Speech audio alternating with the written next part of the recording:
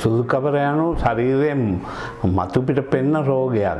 ශරීරයේ වර්ණය වෙනස් වී ශරීරයේ පැහැ වෙනස් වී සුදු පාටින් වෙනම දැක්වීම තමයි සුදු කබර කියන්නේ. සුදු කබර රෝගය ශරීරයේ අභ්‍යන්තරයට යන රෝගයක් නෙවෙයි. ඒකෙන් කෙනෙක්ගේ මනස පිරිහීම අවලක්ෂණය වැනි දේවල් සිදුවීම පමණයි සිද්ධ වෙන්නේ. මේකෙන් මරණීය තර්ජනය සිද්ධ වෙන්නේ නැහැ. වැඩි උග්‍රතාවයකට පත් වෙන්නේ නැහැ. රෝගියා මානසිකව කඩා වැටෙන්නේ මානසික ආතතියක් අනුව නෙවෙයි මේ අවලක්ෂණේ දරා ගැනීමට බැරිකමටයි රෝගියා පීඩාවට පත් වෙන්නේ. නැත්තම් මෙම රෝගේ ගොඩාක් කැසිලි ඇති වෙන නැත්තම් මරණීය තර්ජන ඇති වෙන එහෙම රෝගයක් නෙවෙයි. මෙම රෝගයේ ඥානමය වශයෙන් ඉහළ පරම්පරාවට නැතුව ඊටත් ඉහළ පරම්පරාවෙන් එන රෝගයක් බොහෝ විට. මීයෝ කෑම, සර්පයෝ කෑම, මීයෝ කාපු ආහාර කෑම, දඬුලෙන්නු කෑම, අලුත්ම සොයා ගැනීම අනුව මේ රසායනික ආහාර පාවිච්චි කිරීමත් මේ සුදු කබර රෝගයේ බහුලව ඇතිවෙන්න හේතුවක් වෙලා තියෙනවා. කොහොම වුණත් සිද්ධ වෙන්නේ මොන හේතුවෙන් ශරීරගත වුණත් ඥානමය හේතු වශයෙන් හෝ මීයෝ කෑම නිසා හෝ නැත්නම් මෙම ආහාර නිසා හෝ අන්තිම ප්‍රතිඵල වෙන්නේ ශරීරයේ වර්ණය ගෙනියන මෙලනින් විනාශ වීමයි. මෙලනින් විනාශ වූ විට ශරීරයේ පැහැ වෙනස් වෙනවා. මෙලනින් වර්ධකයක් අපි ඒ සඳහා මේ ඉන්දියානු ආයුර්වේද ක්‍රමයේ අනුව දෙනවා. ඒ මෙලනින් වර්ධකය ඇල්කොහොල් වලින් විනාශ වෙනවා. ඒකයි අපි කියන්නේ සුදු කබර රෝගීන් නිතරම මත්පැන් පානයෙන් නම් බැහැර වෙන්න ඕන. අනිවාර්යයෙන්ම බැහැර නොවුනොත් ඔහුට මේකෙන් සුවය ලබා ගන්න බෑ.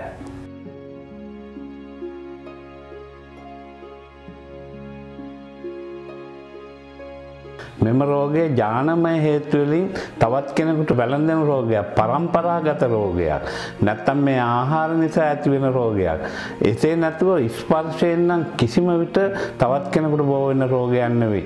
උදාහරණයක් ලෙස බිරිඳගෙන් සැමියාට, සැමියාගෙන් බිරිඳටවත් බෝ වෙන රෝගයක් නෙවෙයි.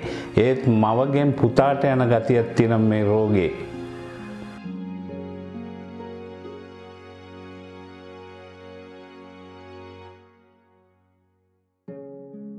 අපේ ප්‍රතිකාර අනුව රෝගීන් ඕනෑම රෝගියෙක් වයසට නොගිය ඕනෑම රෝගියෙක් අපිට සුව කරන්න පුළුවන්.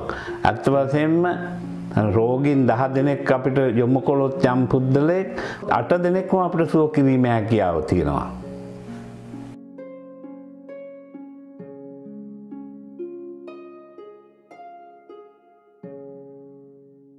අපගේ වෛද්‍ය ක්‍රමවල අපි දෙන පත්‍රිකාවල පවා මේකෙන් අක්මාව, පෙනහැලු, එතකොට ශරීරයේ අභ්‍යන්තර අවයව වලට අතුරු ප්‍රතිඵල නොලැබෙන බව අපි සාහිතික කර තමයි මේ බෙහෙත් දෙන්නේ.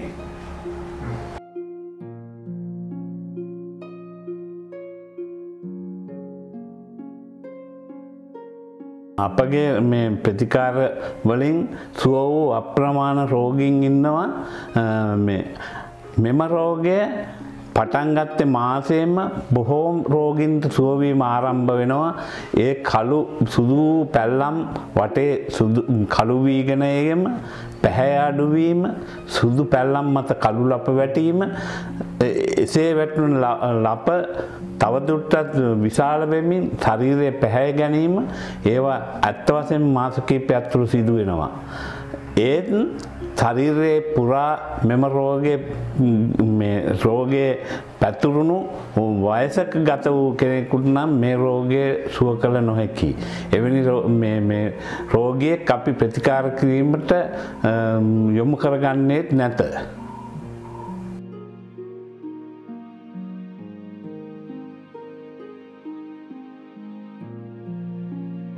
අපගේ මෙම ඖෂධ රජ පරම්පරාවලින් ඉන්දියාවේ පැවිතගෙන ආවේ ඖෂධ ක්‍රමයක්.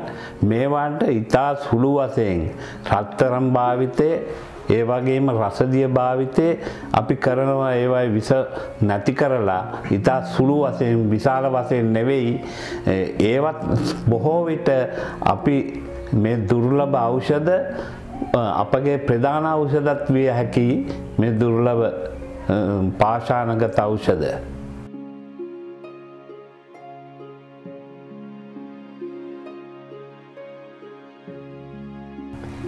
ඇත්ත වශයෙන්ම සෑම රෝගියෙක්ම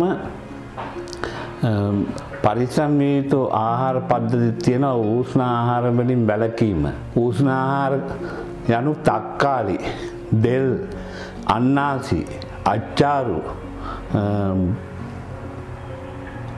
තව අඹ, කැරට් වැනි ආහාරත් මේ රෝගයට සුදුසු නැහැ. මේ රෝගයට උෂ්ණාධික ආහාරයක් වුණත් දියුල් ඉතා යෝග්‍ය ආහාරයක් ලෙස අපි අනුමත කර තිබෙනවා. ඒ වගේම මානසික විදියට ධර්මානුකූලව ජීවත් වීම ඉතා අවශ්‍ය වෙනවා. ලේ කුපිත වීම මේ ඕනෑම කුෂ්ඨ රෝගයක් වැඩිවීමට හේතුවක් වෙනවා. ඒක එම නිසා ඔබ කුමන ආගමකට ලැබි වුණත් ඒ ධර්මයට අනුව ජීවත් වෙන්නයි අපි නිතර නිතර රෝගියාට පවසනවා.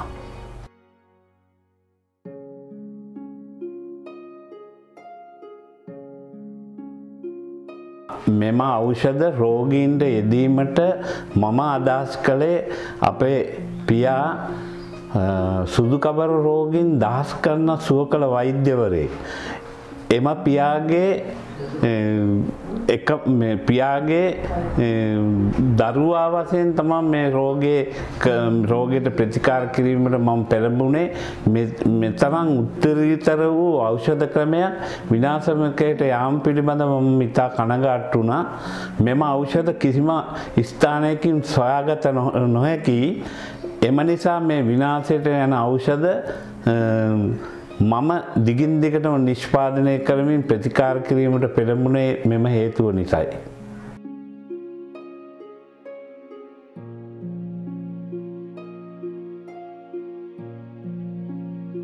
මං අවුරුදු 40ක් පමණ කාලයක් රෝගීන් සුව කර තිබෙනවා. දහස් සංඛ්‍යාත වූ ගණනක්. ඉතින් මෙම සංඛ්‍යාව මෙපමණයි කියන්නට නොහැකි. ඒකට හේතුව අවුරුදු 40ක් තිස්සේ ලේඛන සකස් කරමින් මෙච්චර රෝගීන් මෙපමණක් සුව කළායයි මට පැවසිය නොහැකි. එසේ පවසන්නේ නම් මට සමහර වෙලාවට මේ සංඛ්‍යා ගැන බොරුවක් කියන්නට සිදු වෙනවා.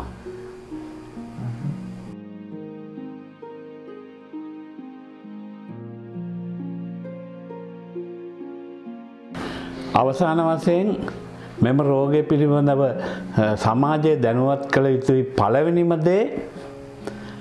පළවෙනිම සිද්ධිය මෙම රෝගය තවත් කෙනෙකුට බෝ වෙන රෝගයක් නොවේ. තවත් හේතුවක් මිනිසුන් තමන්ගේ නොමනා හැසිරීම් රටාව තුළ නොයෙක් රෝග බෝ කර ගන්නවා. මෙම රෝගය තමන්ගේ නොමනා හැසිරීමකින් තමන්ගේ ශරීරයට ආව රෝගයක් නොවේ. මේක වෙනත් ආත්මයක කර්මයක් කරනු පැමිණි දෙයක් නිසා මරණීය තර්ජනයක් නැති මෙම රෝගය ගැන වඩාත්ම කලකිරි ජීවිතය පවා නැති කරගන්නට යන කෙනෙකුට මම දෙන පණිවිඩය අපගේ ප්‍රතිකාරයෙන් සුව කර නොහැකි වුණත් මෙම රෝගයට කලකිරි ජීවිතේ නැති කරගන්න අදහසින් ජීවත් වෙන අය සතුටින් ජීවත් වෙන්න කියන එකයි මම දෙන පණිවිඩය. චර්ම රෝගයට බෙහෙත් ගැනීම සඳහා මම ආවේ මහනුවර දිස්ත්‍රික්කයේ හසලක ප්‍රදේශයේ සිට.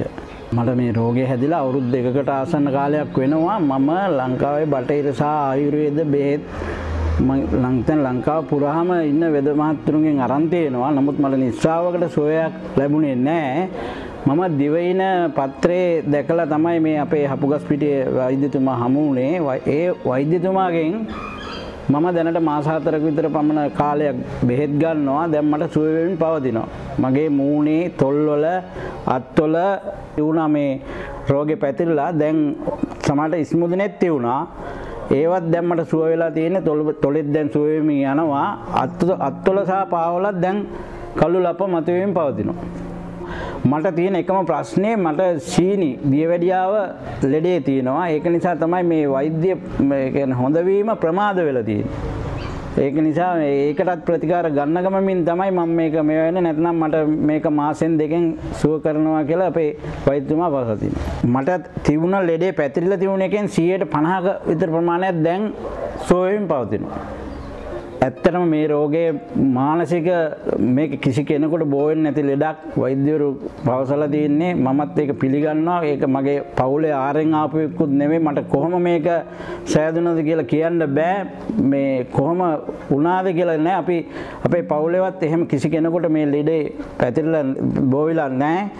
ඒක නිසා මම කියනවා මේ ලෙඩේ නම් අවලස්සන වීමක් විතරයි වෙන්නේ. නමුත් කිසි කෙනෙකුට මේ ලෙඩේ හැදෙන්න එපායි කියලා මම ප්‍රාර්ථනා කරනවා. තවත් එකක් මේ ලෙඩේ හැදිලා මම මේ ඇත්තටම මම මේ කියන්නේ ලංකාවාසී හෝ ලෝකවාසී ජනතාවට මේ ලෙඩේ හැදුල ලෙඩෙක් ඉන්නවා නම් වහාම මේ අපේ මහියංගනේ දඹගහ පිටියේ ඩිස්පෙන්සරි බෙහෙත් ලබා දෙන ඒ ආනන්ද හපුගස් පිටියේ මහත්මයා හම් වෙලා බෙහෙත් ගන්න කියලා.